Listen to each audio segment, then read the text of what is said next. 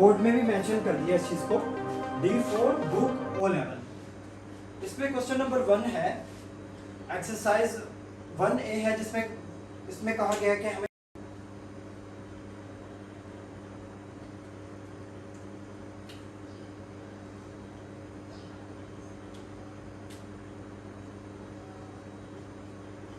इसमें हमने ये फाइंड करना है। इसमें कहा गया है कि ना, list all the elements of A intersection B, list all the elements of A intersection B in set notations. ये क्वेश्चन नंबर हम करेंगे, जिसका पार्ट 1 है हमारे पास।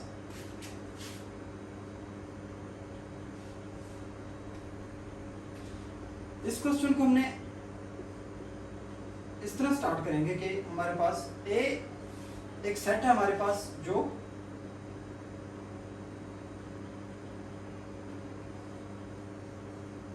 हमने इसको ऐसे स्टार्ट करना है 1।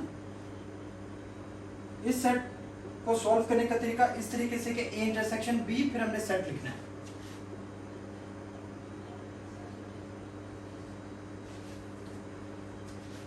इंटरसेक्शन का साइन,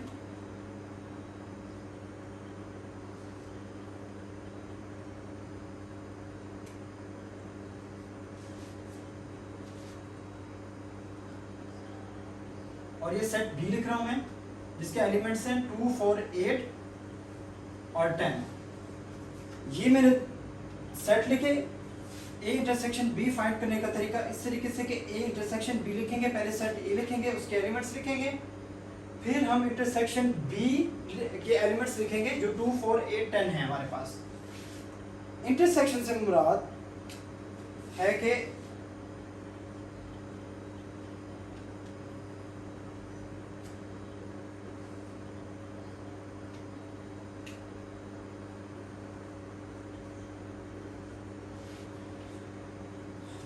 इसमें इन सेट में ऐसे एलिमेंट्स ढूंढने हैं जो एक जैसे हों, जो कॉमन हो हमारे पास। तो आप नोट करेंगे सेट में कि ये सेट A के एलिमेंट्स में 2 और B सेट के एलिमेंट में 2 जो है वो कॉमन एलिमेंट है। और इसके अलावा क्या कॉमन है स्टूडेंट्स? 4 कॉमन है इसमें। ये मैंने टिक भी कर दिया, इसको अंडरलाइन भी कर दिया।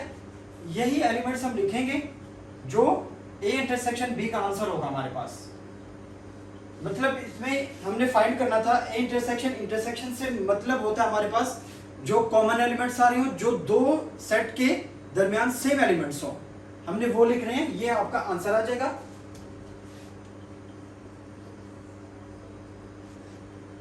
ये हमारा क्वेश्चन नंबर 1 सॉल्व हो गया हमारे पास। ये क्वेश्चन नंबर 1 का 1 पार्ट है। अब उसने क्वेश्चन नंबर 1 का B पार्ट बताया है, 1 का सेकंड पार्ट बताया उसने।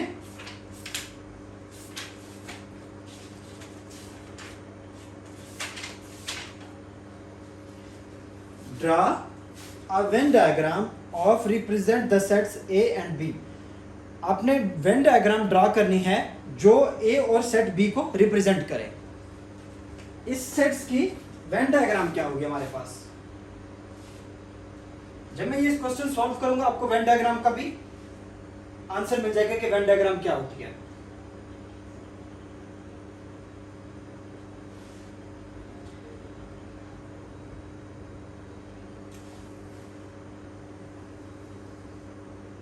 ये एक सेट है, इसको डायग्राम के थ्रू हमने ऐसे लिखना है।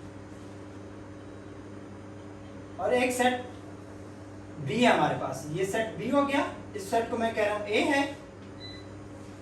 अब इसमें हमने एलिमेंट्स लिखने हैं जो A सेट के एलिमेंट हैं, 1, 3, 7। और B के एलिमेंट्स हैं, इसमें मैंने 2 एलिमेंट्स स्किप कर दिए हैं, जो मैं आपको बताऊंगा कि कहां लिखने हैं हमने। वो हम लिखेंगे 2, 4 इन सेट्स के दरमियान जहां ये ओवरलैप हो रहे हैं। इस पॉइंट को कहते हैं ओवरलैपिंग। ये वाला जो पॉइंट है हमारे पास, इसको कहते हैं ओवरलैप। ओवरलैपिंग। ये ओवरलैपिंग है, जहां हमारे पास वेन डायग्राम में ओवरलैपिंग पॉइंट है, उसके अंदर हमने कॉमन एलिमेंट्स लिखने हैं। ये हमारे पास आ जाती है वेन डायग्राम की रिप्रेजेंटेशन इन सेट्स के लिहाज से, कि आप अगर इंटरसेक्शन फाइंड करने लगे हैं, उसकी वेन डायग्राम ऐसे बनाएंगे हम। ये इसकी वेन डायग्राम है हमारे पास। क्वेश्चन नंबर 2 करने लगे हैं, जिसमें सेट दिया गया सी, जिसके एलिमेंट्स हैं blue, green, yellow,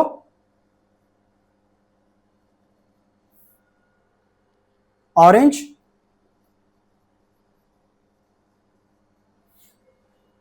red, pink.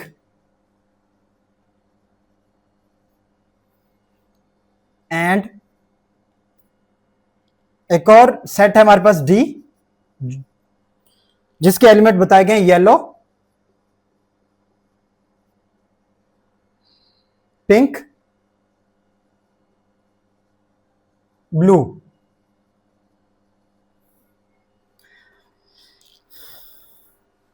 आपने फाइंड करना है ए, आपने फाइंड करना है सी इंटरसेक्शन डी।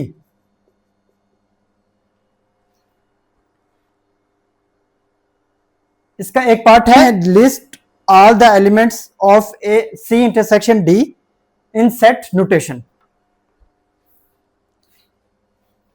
सी इंटरसेक्शन डी हमारे पास, जैसे हमने पहले मेंशन किया था, इसी तरीके से अगेन मेंशन करेंगे इंटरसेक्शन साइन के साथ। ब्लू, ये सी के एलिमेंट्स हैं, ग्रीन, येलो, ऑरेंज, रेड और पिंक। ये एलिमेंट्स आगे सी के, और डी के एलिमेंट्स मेंशन करेंगे।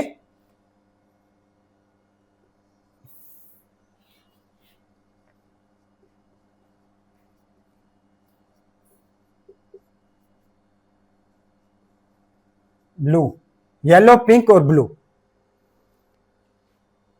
आपने सी इंटरसेक्शन डी लिखना है।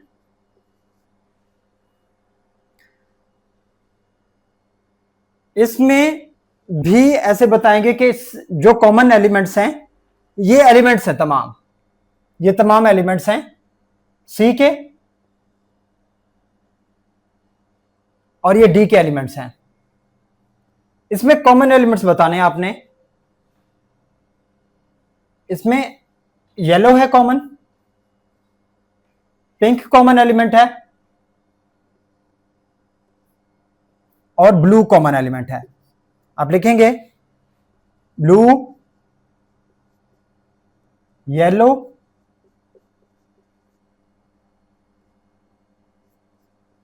पिंक, ये इसके कॉमन एलिमेंट्स आ गए हमारे पास, ब्लू, येलो, पिंक। ये सी इंटरसेक्शन डी का आंसर है हमारे पास। अब हम बताएंगे draw a Venn diagram to represent the sets C and D. C और डी के सेट्स को रिप्रेजेंट करना है वेन डायग्राम में।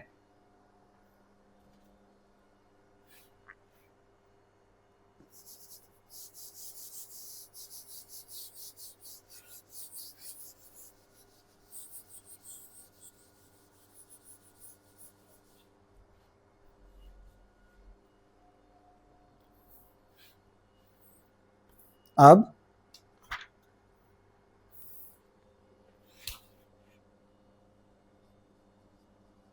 वेन डायग्राम में इसको कैसे रिप्रेजेंट करेंगे?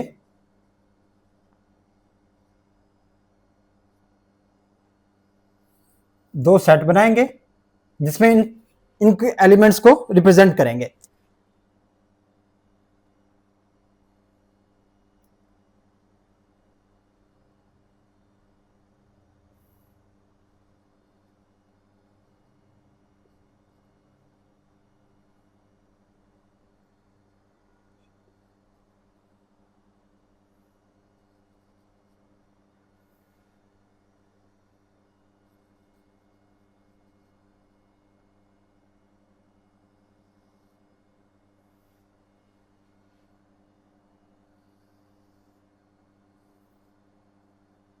ये सेट सी है हमारे पास और डी सेट ही है हमारे पास।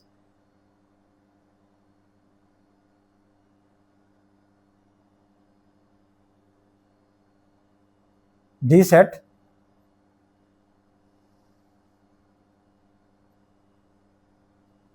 डी सेट है ये, इसमें येलो, पिंक और ब्लू है हमारे पास।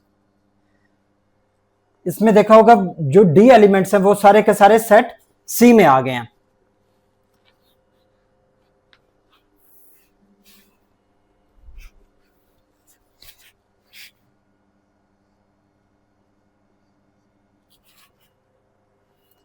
सी और डी ये सेट बताए गए हैं। इसमें सी के जितने भी एलिमेंट्स हैं वो डी के अंदर शामिल हो गए हैं। ये कॉमन एलिमेंट्स थे, इसलिए जो डी होगा आपके पास वो इसका इंटरसेक्शन होगा। अब क्वेश्चन नंबर 3 है,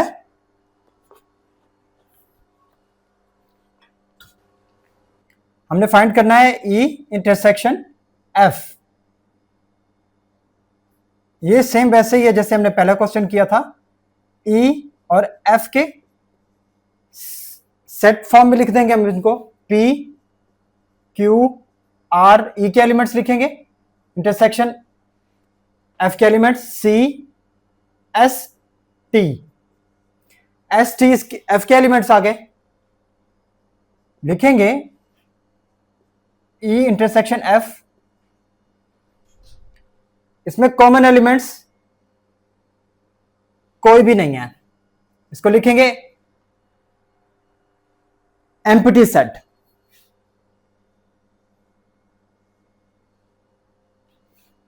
ये हमारे पास रिप्रेजेंट करते हैं एम्प्टी सेट्स को। एम्प्टी सेट्स का मतलब होता है कि इसमें कोई सेट के एलिमेंट्स बिलोंग नहीं करते, इसमें कोई भी एलिमेंट्स नहीं है। ये हमारे पास एम्प्टी सेट होता है। एम्प्टी सेट्स को रिप्रेजेंट करने के दो तरीके होते हैं। आप खाली सेट लिख देंगे ब्रेसेस के साथ जिसमें कोई एलिमेंट नहीं होगा, और फाई की नोटेशन जो है वो भी एम्प्टी सेट को बताते रिप्रेजेंट करती है। इसका आंसर होगा ई इंटरसेक्शन एफ का एम्प्टी सेट, क्योंकि इसमें कोई भी एलिमेंट्स नहीं है जो कॉमन हो, जो ई इंटरसेक्शन एफ का एलिमेंट हो। तो हम इसको लिखेंगे एम्प्टी सेट। ये हमारे पास ई इंटरसेक्शन एफ का आंसर होगा हमारे पास। इसका सेकंड पार्ट है क्वेश्चन नंबर 3 का, कि आप इसको वेन डायग्राम में रिप्रेजेंट करें।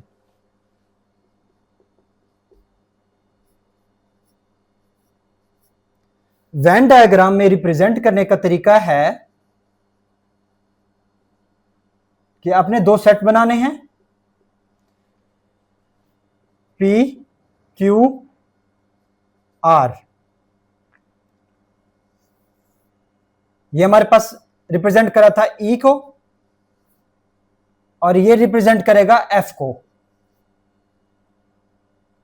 जिसमें S और T एलिमेंट्स हैं, और ये दोनों के दोनों डिसजॉइंट होंगे, आपस में नहीं मिलेंगे।